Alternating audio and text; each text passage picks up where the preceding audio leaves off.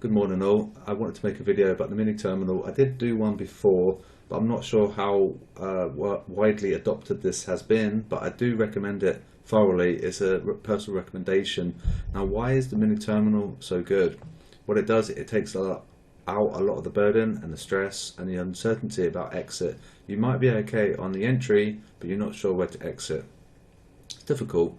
But if you have a stipulated R, which is your risk multiple, then you'll simply exit at your predefined parameter. So perhaps, for example, 10 pips is going to be fine, but maybe that's not really going to break your bank. Get a 30 pip TP, that's where you exit. You made a 3-hour trade, and that would be a decent result. Okay, so the entry I did on yesterday was based on the daily pivot breach, which you might have seen on the technical channel. It's simply an entry at daily pivot, and we use it in conjunction with the sentiment. The yen was a strong sell because it's in the strong sell quadrant, and so we'd look to buy against the yen as long as it's in that quadrant.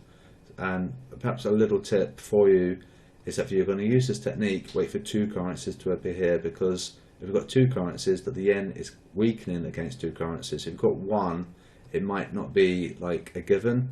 If you've got two, then that's like an extra reassurance. So that's what I would do personally. Wait for two currencies to appear here. We know that yen is weakening, and then that could be a good entry. So the CAD yen did breach daily pivot. I entered, and I had used this this toolkit, this software to mitigate my risk. So I had a predefined stop loss, a predefined TP, I clicked buy because we breached the daily pivot, and I was out.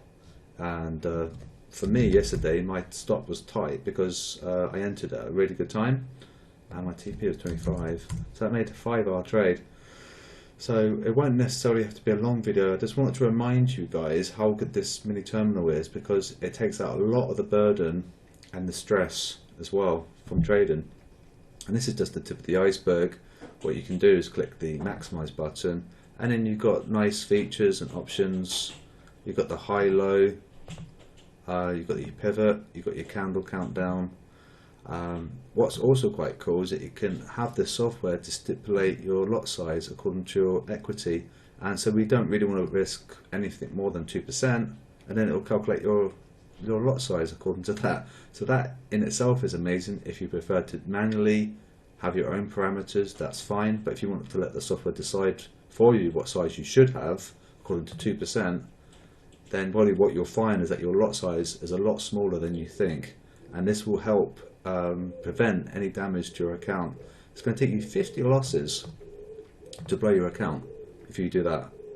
Alright, but if you've got too much of a large size, you could blow your account in 5 trades if you're not positioned correctly, or maybe should we say 10 trades. So lots of cool features here.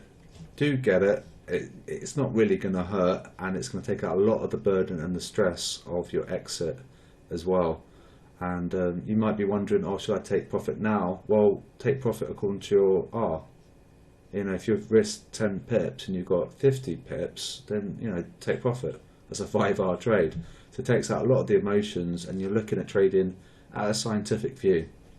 So as a QuasiDB customer, you should be using IC Markets, you should be using the affiliate link, and this is a free download for IC Markets customers. So do use the affiliate link if you haven't already, and you get access to this. And I can certainly help you with the install if necessary. If you need help with the R multiple, I can help. And currently this setup's working quite well. So it all depends on how you enter. That's probably the easy part, but the exit is the difficult part, because, you know, having a exit at a profit or a loss, should I get out now? Well, let this decide for you.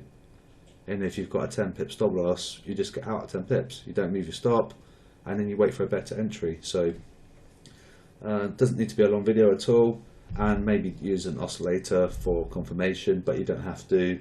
I probably would, and you probably want to be checking your stop loss clusters and order book as well, because that's obviously key. So have a good weekend, and I'll speak to you guys on Monday for the COT data, and whatever you do, have a nice time, and I'll speak to you soon.